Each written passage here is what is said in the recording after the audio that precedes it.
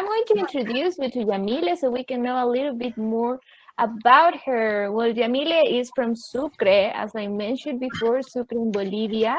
She's a Fulbright alumni with an MA TESOL at West Virginia University. And she has almost 9 years of teaching experience. So, wow, we have a great teacher here to give us a little bit of her knowledge, and we're excited to listen to you, Jamile. So go ahead. From Virginia University. Thank you so much. Sorry? From Virginia University. West Virginia University. Yeah. West. Okay. Yeah, WVU. Nice. Yeah, thank you, Tati. Thank you, everybody, for being here today. No Well, as Tati said, my name is Jamile. I'm from Sucre, Bolivia, and I'm going to be working today with you. I'm very happy to be here. I'm glad you're joining to this great event. I know we're going to learn from each other today and tomorrow. Yes, I hope to see you in the other presentations too.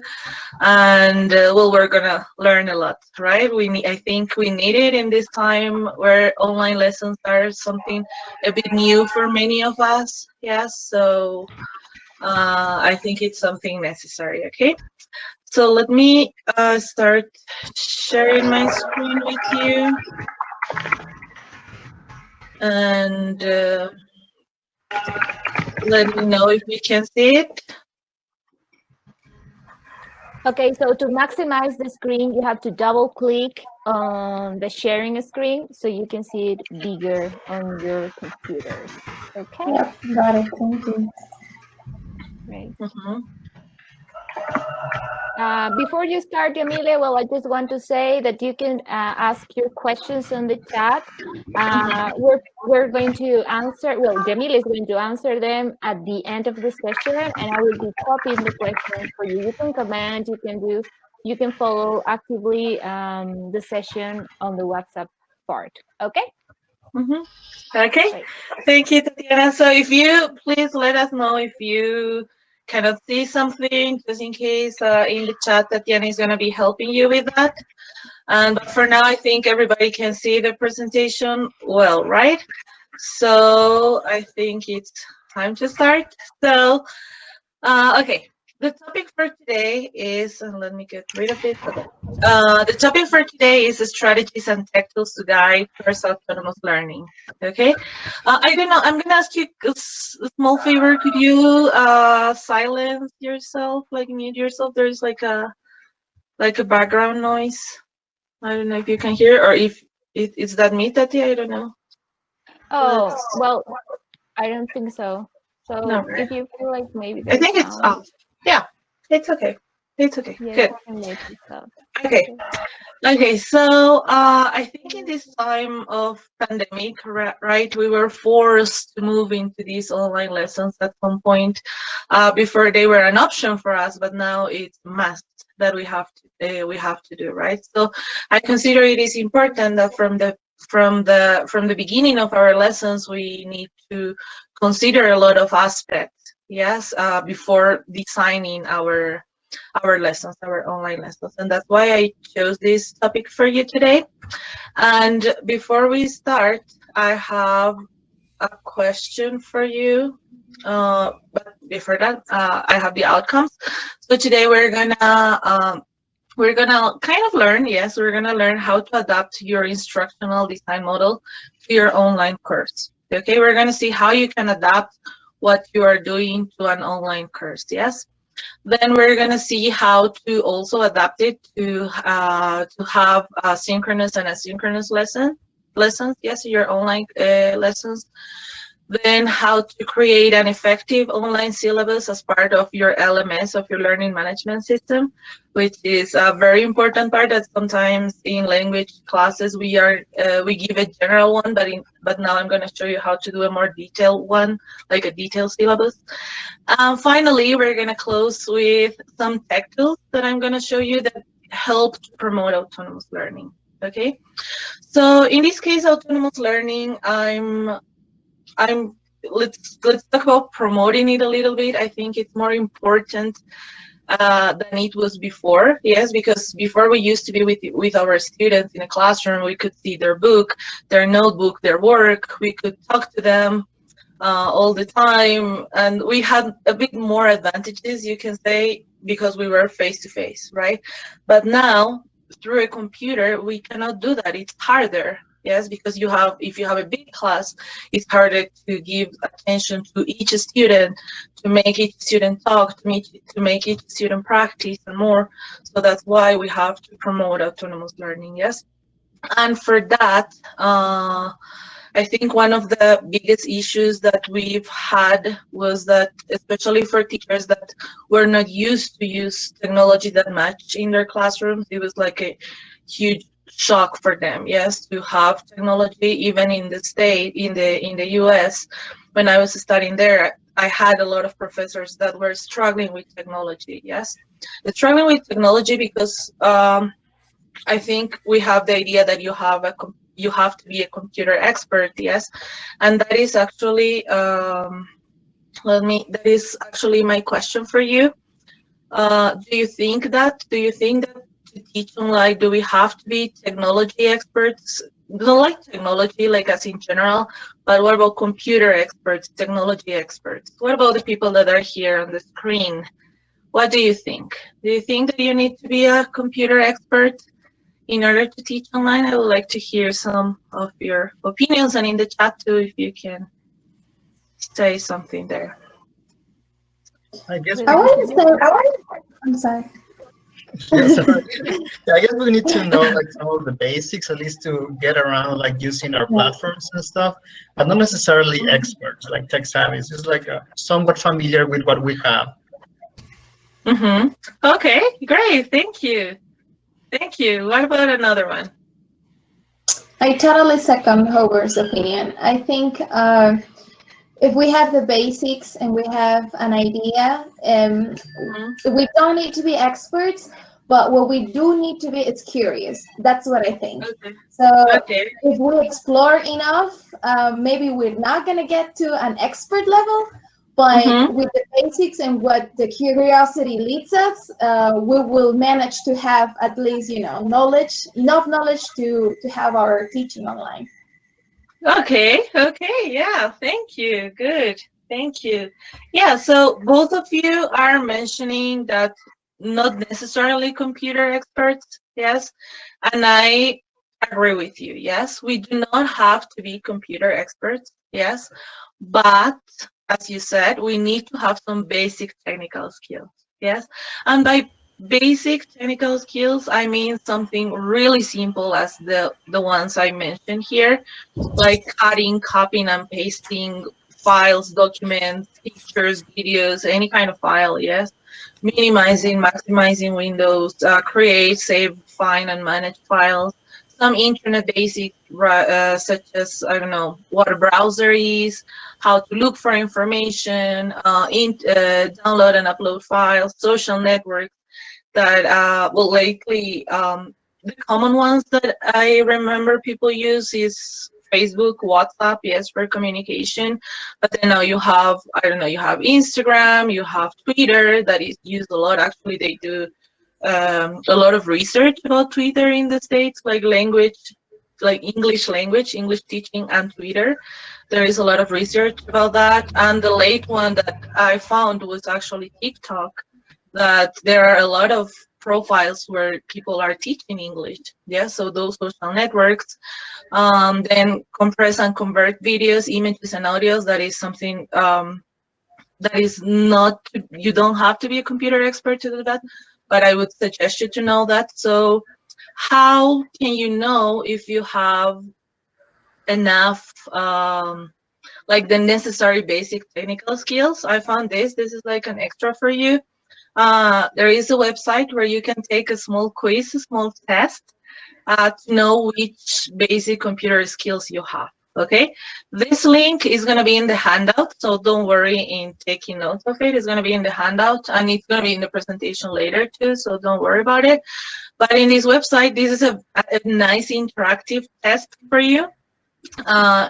and when I say interactive, it's like you have a computer screen in the test, and you have to select the things that they ask you, and they give you a great feedback and a great explanation of what is each thing. Yeah, so you have it for basic computer skills and internet basics. I would say that that would be enough for you, so you can check what you're missing and what you need. Okay, so all of this, why I'm talking about basic computer skills, it's because you, in order to build your LMS, your learning management system, you need these basic skills.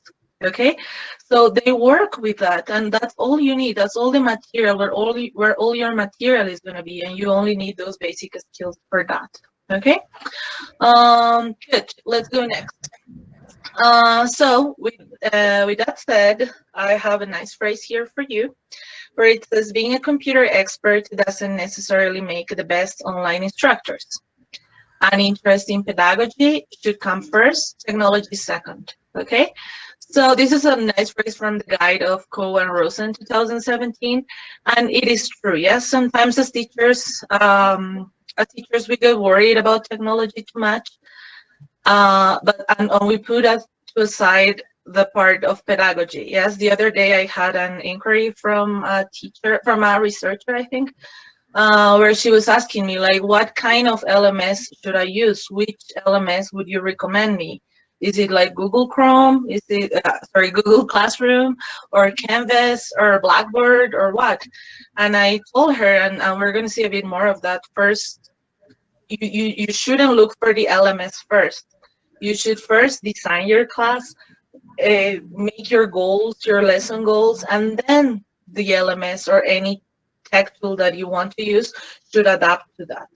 Okay, and that's what I have here. I have a nice framework for you. Without going into the theory too much, this is how it goes. Okay, first, in this case, you should have your pedagogical model. Yes, choose how or what class you're gonna what kind of class you're gonna have, what model you're gonna use in your class. Yes, and from there you're gonna choose the instructional strategies that you want to have. That is, do your students need to communicate more? Do you need role play activities? Do you need them to write? Do you need them to speak? What kind of activities are you going to need? Yes, and after you choose the activities, everything that is involved in your instructional strategies, then you're going to choose your technology. In this case, your learning technologies. Yes, your learning technologies. So okay, good. So in this case, the LMS is going to adapt to what you have. So first pedagogy, then the technology.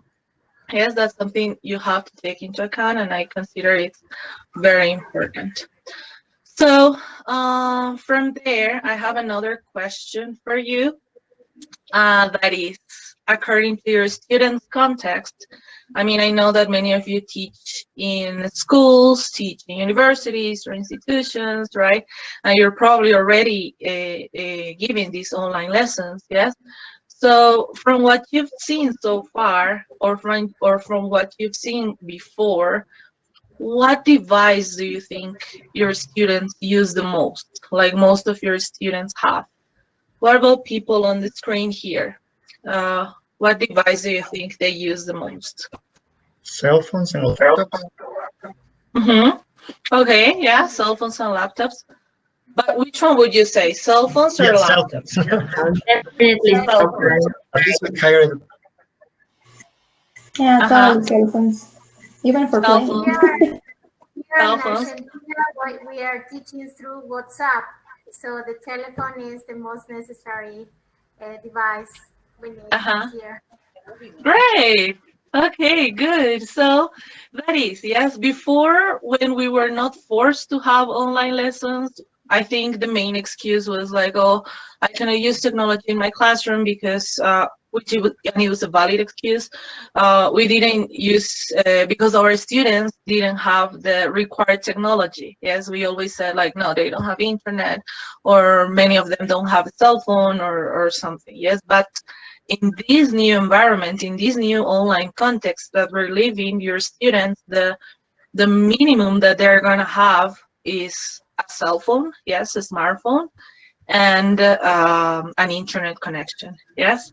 So, and the word inclusion comes to this, because when you are designing your online lessons, you need to think about this, that your student, the one that is going to have the least of technology, is going to be the one who is going to have a smartphone and an internet connection, yes.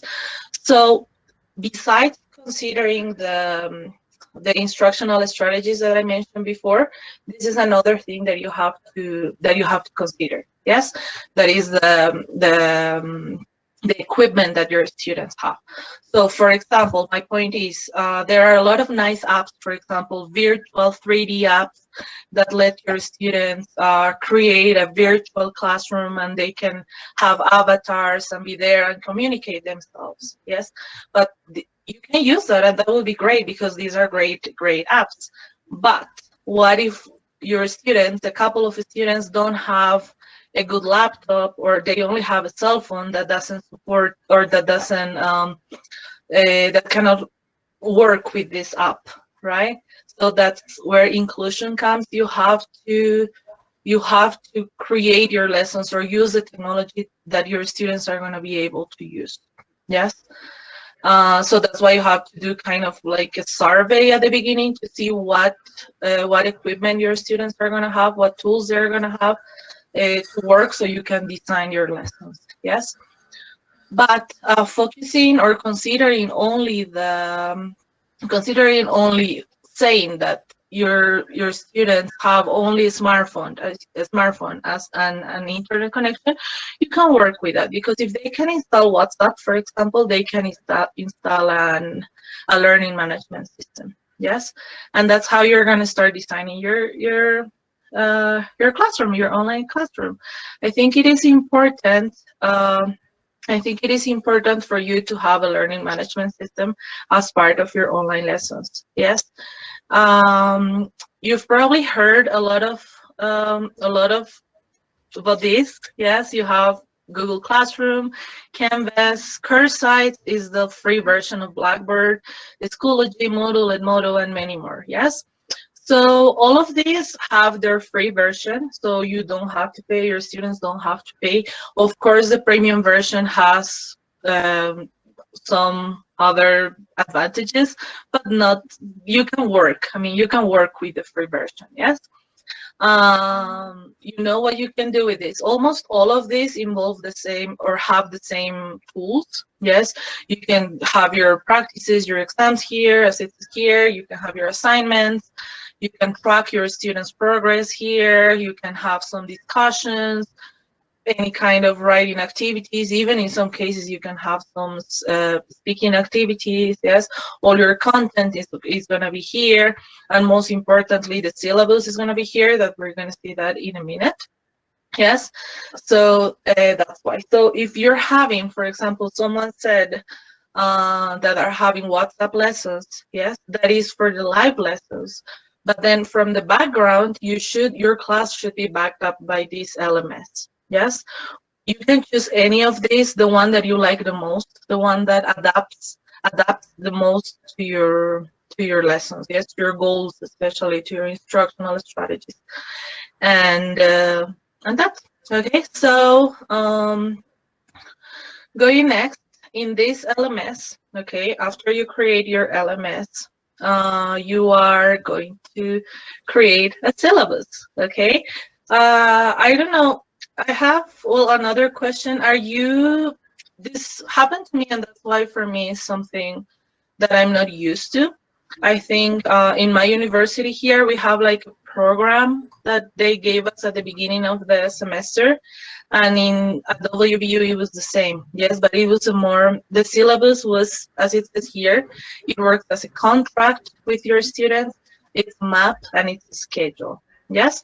I would like to know from the screen people, do you have a syllabus with your language classes right now? Or do you have something similar to that your students have access to? Yeah, like in my case, we have to show that, share that with our students. I work for a university as well, And although it wasn't like originally thought for like an online environment, it was thought of like a face-to-face environment. Then overnight we had to adapt it, and of course there were lots of content that had to be left out just because of the condition. Okay, nice. Thank you. Nice. Yeah, that's the thing. You used to have a syllabus that was probably on a paper, and it had what it used to have, right? But now adapting it to an online environment, it changes a little bit because it gives your students more tools to work by themselves, yes? And why I'm talking about a syllabus in this case, because we're talking also about promoting autonomous learning, and the syllabus is gonna be the guide for your students to be able to work autonomously, yes? So I'm saying that it works as a contract. Yes, it works as a contract first. Why? Because it is, if the first day you show your students the syllabus, yes, and you show them every single policy, as you have here, the grading criteria, what assignments are going to be, how many points, or how you're going to grade them. You're going to tell them what are the student expectations, yes, what you're going to expect them to do and what they're going to expect from you also. Another important thing, you're going to tell them your availability for virtual office hours. And I think that's the thing, like many teachers have been struggling with this, with the office hours, because now that everything is online, your students, there are some students, I think, that text you at any time, yes? When you're having lunch, when like, and for people who have children as students, I bet parents are texting them like even at midnight, or like what's the homework, or this and that and that, and teachers are like answering texts and emails all the time. So in this case, in the syllabus, you have to, it's important to give your virtual office hours and tell them, okay, I'm going to be available twice a week, 3 times a week, or every day if you want, from this time to this time. Yes, from this time to this time, from 4 to 5, I'm going to answer every single question that you have, parents, everything. Besides that, I'm not answering anything. Yes, those are my virtual office hours. Although you can say it's very easy to answer a WhatsApp message. Yes, it is. It's not that hard, but I think it comes from the side that we have to be organized with our time. And as teachers, even though we're working from home, we need our own time. Yes, our work time for work, time for like our free time or whatever. Yes. So that is something important that has to be in your syllabus and that we have to tell our students. Some specifications about assignments, and very important, policies on late assignments or coming late to class, or any other policy that you have. Yes, plagiarism and cheating. So for example, if you know that everything is, well, your students are going to be using internet a lot. So what if you tell them, okay, you have to write an essay, and then you realize that essay came from internet. So what is going to be the policy for that plagiarism? Yes. So if it's in the syllabus, your students won't be able to, I don't know, to complain like, oh, you didn't say that we couldn't copy, for example, even though it's obvious, right? But things like that. Okay, so all of that has to be, and it's as a contract, because at the beginning your students are going to see this syllabus. So the fact that they continue the class with after seeing the syllabus means that they are accepting the contract. Yes, so that's an important part. Then your syllabus is also going to work as a map. Yes.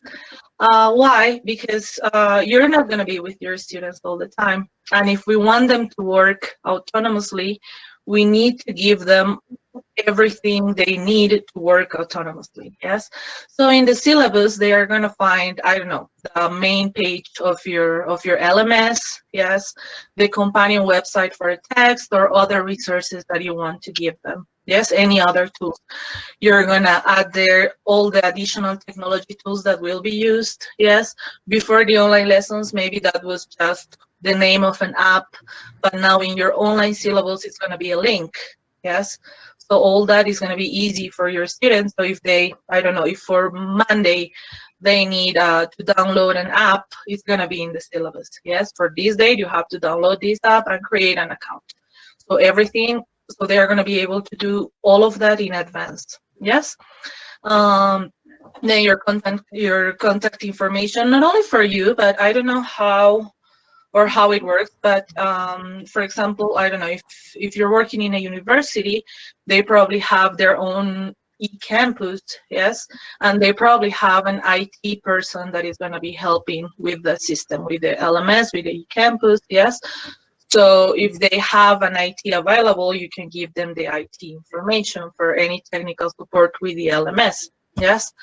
But of course only with the LMS, not like, oh, my computer is not working or it has a virus, or I don't know. That's more as an institutional level, yes. And then the sequence for accomplishing weekly activities and assignments, that is important. Yes, what they need to have before going to the next lesson, what they need to do, and all of that. And finally, your online syllabus is going to work as a schedule. Yes, this is the part, well, actually, the whole syllabus can be modified. You can modify the whole syllabus at any time because you need to see what is going to work with your students. So my suggestion, and I have it in the handout, you have an example of a written syllabus that can work, that can be passed to an LMS too. So it's kind of like a template. So you're going to say how to build a schedule for your lessons. Yes, normally what is recommended if it's your classes are per semester, a month, or a whole year, yes, it's better to do it by weeks. Okay, because if you do it for every day, you're never going to finish. So better if you have it per weeks, like what is going to be the project or the homework for that week, or what kind of technology application they have to install for that week, or deadlines and all that extra important information. You can build it there as a way of a calendar. Yes, and you're going to see the model in the handout.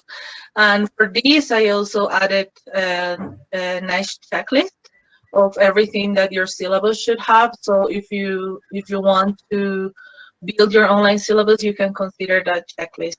Okay, so I think that's going to be very helpful for you.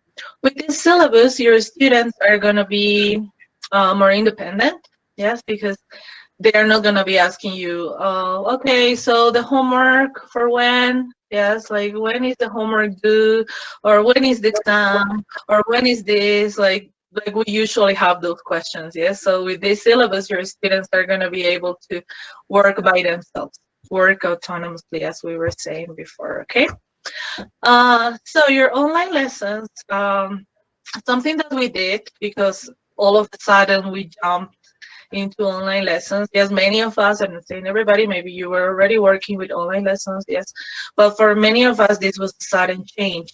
So what we did first was to have our face-to-face lessons through a video call. Yes, through Zoom, that is the most popular, or Google Meet, or WhatsApp, or anything. Yes, so that would be the part of synchronous lessons. Yes, of having synchronous lessons at the same time, like we're having it right now in a live session with your students. Yes, but what I suggest you, and I think many teachers at this conference will suggest you, is to have a combination of synchronous and asynchronous lessons.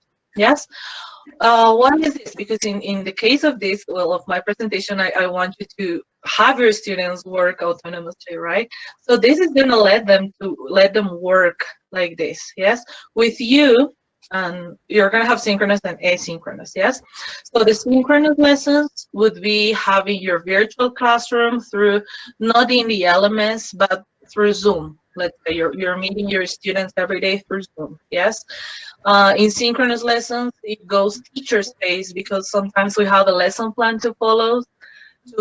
So it's hard to wait for the student that is kind of having trouble. Yes, we kind of tell them, okay, we have to continue later. I'm gonna show you or give you more examples. Yes, so it's our pace. And then your students are also learning in real time in that moment. Yes, so you have some an example of this, some interactive demonstrations, lectures, one-on-one tutoring sessions, and more. Yes. And you have the asynchronous that allows your students to work independently, yes, at their own pace and at their own time. Yes, you don't have a scheduled time for them, which is, I think, very I wouldn't say useful, but more efficient than having live lessons. Yes. So in these asynchronous lessons, an example is having threaded discussions, electronic bulletin boards, learning apps. Yes. So what is the why I'm suggesting this? Because whenever you have a big class through, I don't know, through Zoom, through Google Meet, through any video call app, yes, you can have your class announcement, yes, in those live sessions. You can solve doubts from what your students were not able to do on their own. Yes, you can have some collaborative work. In the case of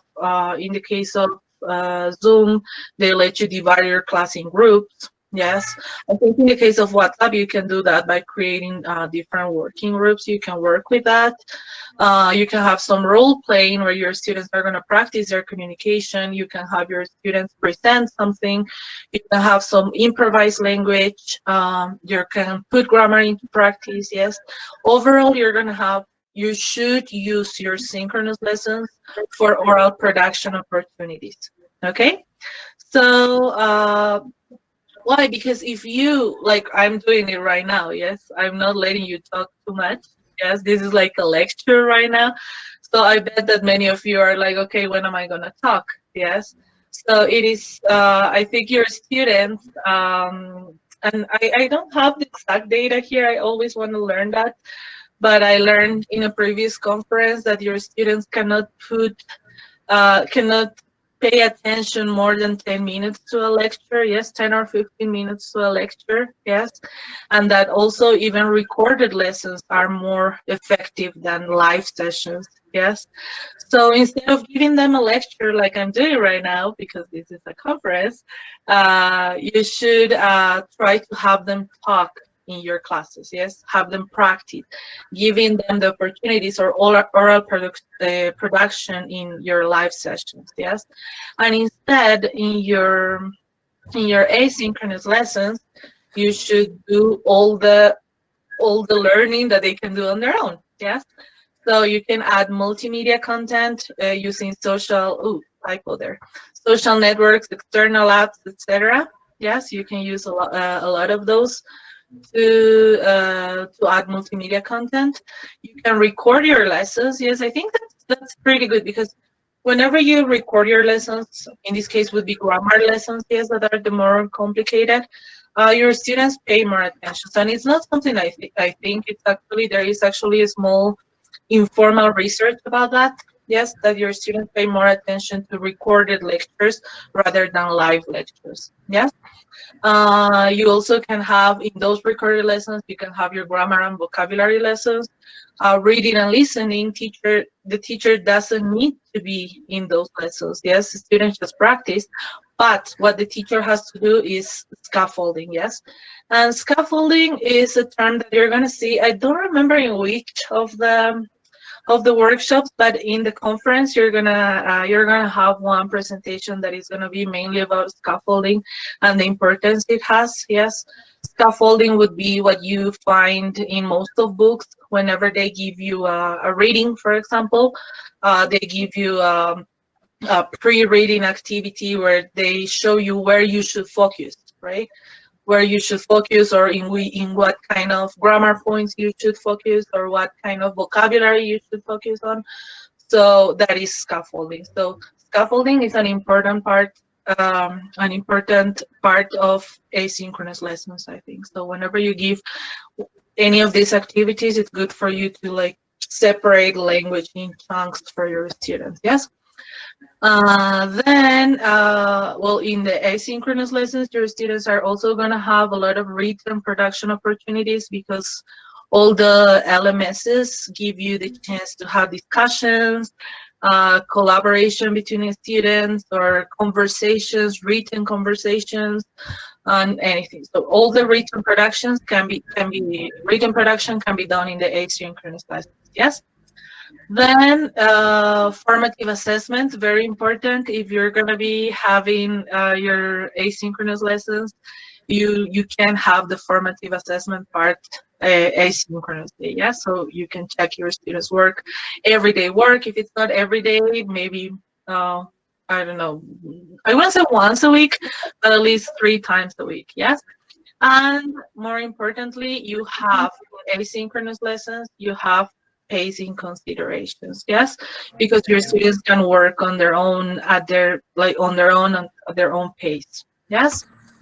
So I think we have 9 more minutes. Yes, am I right? I think 10 more minutes. Yes, almost. Okay, so we're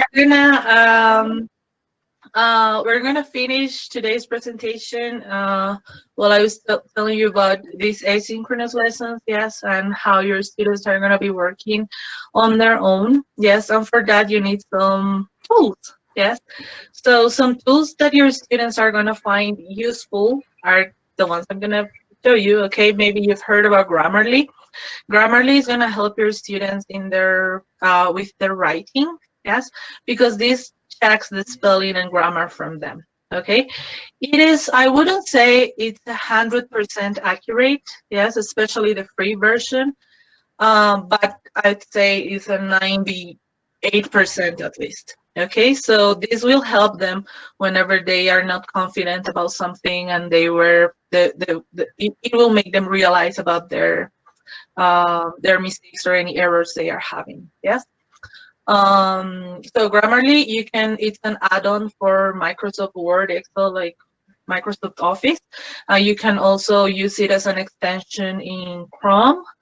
And I'm not sure about the other browsers because I never used it with other browsers, but it probably works. Okay, it probably works. So, but with Google Chrome, you can use it as an extension. Yes, so it will help them with that.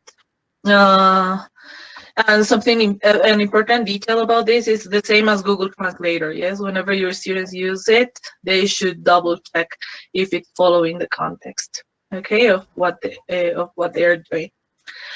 Another one at the beginning, well, in the middle of the presentation, I mentioned plagiarism. Yes, an important word that sometimes happens, and I think with the internet now, it's very common. And as teachers, when we had face-to-face lessons, we used to have I don't know, essays that were handwritten. Yes, and you're not going to be typing that in the computer to see if it was plagiarism. Yes, but now that's an advantage for us, because if students give us an essay that is typed, we can copy it to this website that is, I don't know if you pronounce it, QText, but you can copy the text here, and it tells you where you can, or from where this text was taken. Yes, sometimes it even tells you like which sentence was copied from which website.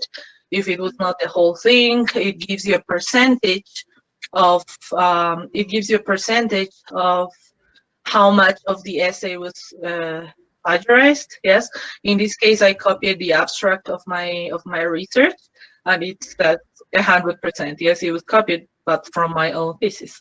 So it gives you the link and everything where you can find it. So it's easier to detect plagiarism from your students in this case, if you are suspecting something, because it's an extra work, but you can use this.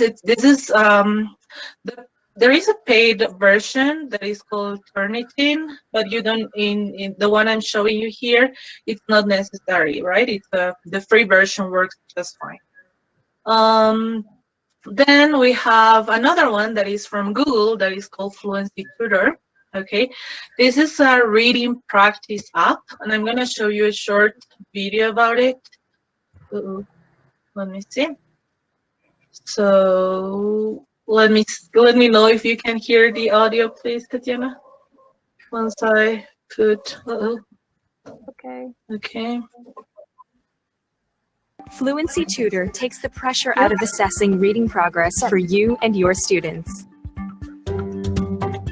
It's a big time saver for teachers, and it makes reading a whole lot more fun and rewarding for all your students, including those who need extra support. Fluency Tutor is easy to use for teachers and students alike. Just pick a reading passage from the web, or choose from hundreds of pre-selected passages sorted by subject and difficulty level to suit everyone's abilities and interests. Then share passages with individual students or larger groups at a click. Students can practice their reading and record passages on their computer or tablet, away from the pressures of reading out loud in the classroom. Practice makes perfect. Guided by Fluency Tutor, students' reading confidence is shown to improve dramatically over time, with words correct per minute. Okay, so summarizing, you could have seen that Fluency Tutor helps your students to practice their reading. Yes, a very nice tool that it has is that for every word, or for most of words, it has a picture dictionary, which is very useful for children and to put translation to a side. Yes, so, and the free version of this works fine. For the premium version, the only difference that you have is that it gives you the statistics of your students, that is how much they improved, like their progress. Yeah, so that's for the premium version. But in this case, you can use it. I would say it works better with Google Classroom because it works as an add-on for that. But anyway, you can use it as an external app with any other element. Yes, as in any app, you just have, or your students just have to create an account. You have to create your classroom and assign the tasks. Yes, so just check it out. Click everywhere, and you'll be able to figure it out, I think. But it's a very nice one where your students can practice reading on their own, and all your reading activities can be with this, right? Another one, this would be for reading and listening, especially but I would say it's better for B1 up students because it has famous people, famous actors reading stories to your students. Yes, it has videos of famous people reading to your students, so it can work as a nice listening activity for you. But again, this would be the kind of tool that you would have to scaffold. Yes, that you're not gonna just say tell to your students like just read and that's it. No, you have to give them some goal in that activity. Yes. Then I have another one. This is a very nice one, and it makes our lives easier as teachers because it's called ESL Brains, because it has lesson plans for each video it has. Yes, these are videos about a lot of topics that you want. I think it's from B1 up also. It's not for beginners, but it has very nice topics and it has lesson plans for you. It has worksheets for your students already done that you can maybe edit if you don't like them, but it already gives you the basics, okay, for you to plan your lessons. And it's very nice. All these tech tools, I have them in the handout, so don't worry. All the links are gonna be there, okay? Then this one is also very nice for your students to practice pronunciation. Yes, I think pronunciation through a virtual class, through a live session, it's hard to tell because sometimes your students cannot listen to you that well. There is always that background noise, or the mic is not working that well, so they cannot listen to you that well. So with ELSA, this is a very nice app. It works similarly, it's kind of similar to Duolingo because you have levels, yes, levels to go. It, as you can see here, you have, whenever I did this, what is it? So in the second picture, if you can see, you have the pronunciation of different sounds that your students may struggle with. You have an assessment test at the beginning of whenever you install the app. You have an assessment test that it gives you an exam and it detects where you make mistakes. Yes, as you can see in the third picture, if you pronounce on the same page, the sound was the last one, the page. So if you do it right, it colors it green. If you do it wrong, it colors it red, and then it gives you more practice for that sound. Okay, it's really, really nice for pronunciation. And again, it's like a game so your students can practice on their own. So it's another nice one. This one, I almost removed this one because this was Relo, and they actually presented this in one of the one of the MOOCs that they had. MOOCs or webinars, if I'm not wrong. It's called Chatterpix, and this would be great for children if you have children as a student. Yes, for communication on their own. Yes, to any drawing, to any picture they have, they can just draw a mouth with the app. As you can see in the first picture, they record their voice and then they make the drawing talk, yes, with their own voice. And that could be a nice project for you, a nice homework for them to work for the next class, and you can listen to them, or they can share it with the class. It's very nice. Okay, and I bet your students are not gonna have any problem installing the app or anything. It works with Android and iOS, yes, so it's gonna be very useful for you. This is the last one I discovered like a month ago, I think. It's a YouTube channel actually. And you're gonna find a lot of YouTube channels, but I like this one especially. It says the name of the channel is Learn English with TV Series. You have a bunch of series, like a lot of series, movies, TV shows, where they analyze, not necessarily analyze, but they have a specific point in each series or TV show, yes, to teach your students, yes, how they use it. In some cases, for example, my favorite is Friends. So they have how to talk to a person in a restaurant, and they focus in that scene, in that language of that scene. Yes, so this is very nice, something for you to, and it's already scaffolded, yes, so you can work with that. And many more. Yes, you have a lot of more apps that you can check. These ones are the ones I consider can help you promoting autonomous learning. Yes, and with that, we would be done with the presentation. Thank you very much. I think the handout for the presentation is going to be, I don't know, Relo is going to give you the handout, but you can also scan this QR code and it's going to send you to the handout in Google Drive, okay? So thank you very much for coming. We have, I think, some minutes for questions. So if you have any question right now, I can try to answer it. So I don't know if you have any questions. Yeah, Camila, I sent you some of the questions that were asked during your presentation. So if you can check. Okay. Let me give me a sec. And also, guys, there is a link for the handouts also that appears on top of the chat part.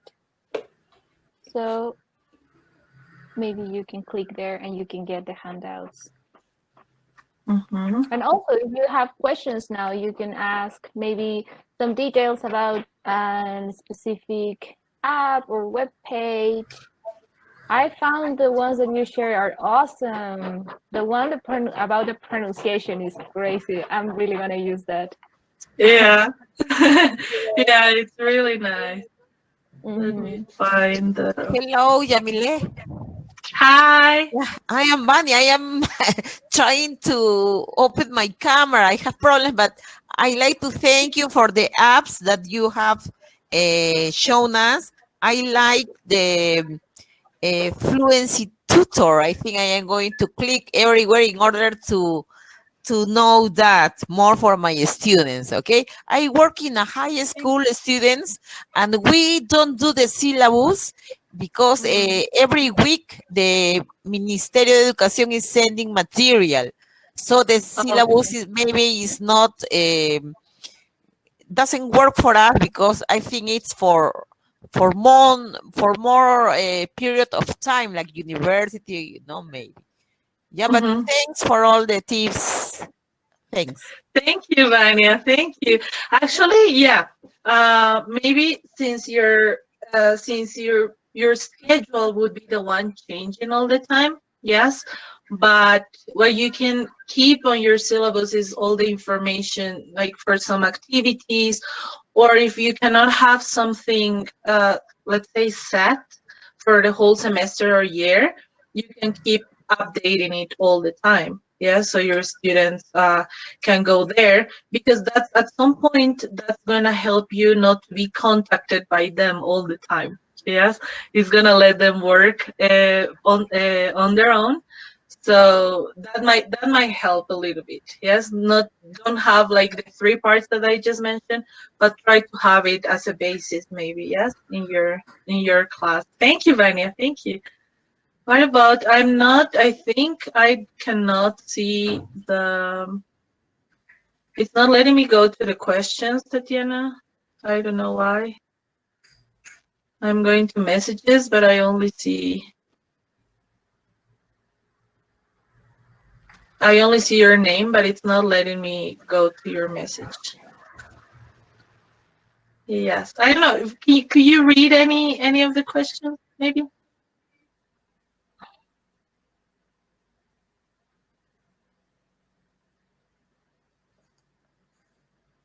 Yeah. I couldn't hear the name of the app for drawing and putting the voice. What was the name of this app? Okay, you will find the apps in the handouts, but anyway, the name is Chatterpix for the voice. Yes, for children. I mean, I even think that teenagers, and if you have a cool class of adults, they would enjoy this, right? So I would enjoy it. But still, you can use it at any age. I'm not going to say it's only for children, because I've had adult classes before, and I think many of them would have enjoyed it. So it's not only for children. So I don't know if you mean Elsa by the pronunciation one. You said the voice app. Drawing. Sorry? The one for drawing. For drawing, then the mouth is Chatterpix. Yes, Chatterpix would be. Okay, yeah. Thank you. Chatterpix, you're welcome. Oh, Jamila, there's one very interesting question that we got from Karina that is, do you think that even if we give private classes, it is necessary to provide a syllabus for private students? That's a good question. I would say that, because I'm preparing a student for the Cambridge exam, and we only have lessons once a week. So what I'm doing, I'm doing it in a blended format. As I told you, I'm mixing the synchronous with the asynchronous lessons, because for the Cambridge, in this case, she has listening activities where I'm not gonna give it to her while we are in a live session. Yes, I don't need to be there for her listening practice. I only give her the the strategies maybe for the listening part, but then the rest is in an asynchronous format. Yes, so I think yes, you should have it, of course, in a more simple way, probably because it's only one student, but I think you should have it. Yes, even if it's through a social network, if you don't, because creating an LMS maybe for one student is not going to work. It can still work, but you can do it either way. Yes, or through WhatsApp, creating your own little WhatsApp group with her. Yes, well, it would be a conversation, but yeah, I would consider doing it this, even if it's one student, as a private lesson. Yeah. Thank you for the question. I think that we will also have to consider the objectives, right, of our students. So while we define, we first have to define the objectives and then a way to approach them, right? And that's where the syllabus will come from. Yeah, exactly. And for example, if you're preparing, if it's a communication class, even for that, I would suggest part of communication is also listening, so you can have all the productive part in your live sessions, and then you can have all the listening part in your asynchronous lessons. Yes, so that is according to your goals. Yes, according to your goals, as Tati said, that's very important. Good, thank you. Oh, you have another one from Karina. How often do you advise asynchronous lessons for 3 times a week class? So this was a bit different. The research I did last year was a bit different because it was not in a fully online environment. But what we suggested was to have 3 times. In this case, normally language lessons, let's say in an institution, is 5 days a week. Yes, if we're talking about schools, I think that's twice or 3 times a week. Yes, so it's up to that. So I would say have same from 5 days a week. You can have 3 synchronous and 2 asynchronous to start. Okay, to start, and then if you see that your students are working well with it, maybe you can even do 3 asynchronous and 2 synchronous. Yes, I think that's feasible. Okay, but again, that would depend on your context. Yes, that would depend on your context, but I think it's a good way to start. Yes. Yeah. So, Jamila, I have a question. The asynchronous sessions can be considered like homework too? Yeah, yes, right? That would be, yeah, and that was actually something I wrote in the research, was that it's not that teachers are not gonna work, for example, for the asynchronous lessons. Yes, it's not that we should, I don't know, if you're paid by hour, it doesn't mean that from those 5 days you're losing 2 days of work. No. Yes, it means that those 2 days of asynchronous lessons, the teacher is gonna be working. Yes, maybe in those 2 days at the same time of the other classes, those can be your virtual office hours. Yes, and at the same time you can be working on the material for your students. Yes, so the idea is not to give, it wouldn't be considered as homework because it's going to be instead of the live sessions. Yes, so let's say if you now are having you're having lessons 5 days a week, it means that 2, you're not going to have live sessions. Your students 2 days are going to be able to work on their own. So it's not going to be homework as such. It's going to be, okay, you're going to work on your own without a teacher, but with the work that the teacher has prepared for you. Yes. Wow. So it's not that they're going to have extra homework. So because that was the one of the bias, let's say, of the research, saying that, oh, we have a lot of homework, it's too much work, besides of classes, we only have like 1 hour for lessons every day. But no, there is no excuse for them not to work, because they have that time of they are replacing their synchronous lessons with asynchronous, so it wouldn't be homework as such. So yeah. Interesting. Yeah, A way it would be, of I think, acknowledge our work, right?